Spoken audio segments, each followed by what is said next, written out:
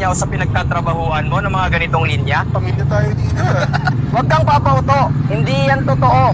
Anytime pwede ka nilang palitan at tanggalin. Not treat your company as family. Dahil ang katotohanan, sila lang yung aangat at ikaw mananatili ka dyan sa laylayan ng kahirapan. Magkaiba ang kapamilya at katrabaho lang. Huwag mo nang lalagyan ng iba pang kahulugan dahil pagka nagkaipitan, kanya-kanyang salbahan ng karir yan. Na huwag mong aasahang pagtatakpang kanyang kasama mo.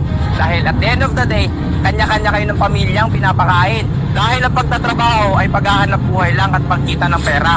Tanggapin mo na lang yung realidad na hindi kayo magkaibigan o magkapamilya ng katrabaho o boss mo. Let them do their job and do yours. Nothing more, nothing less. Tanggapin mo na lang na utusan ka lang nila at binabayaran. Hindi mo sila kailangang ituring na kaibigan o kapamilya.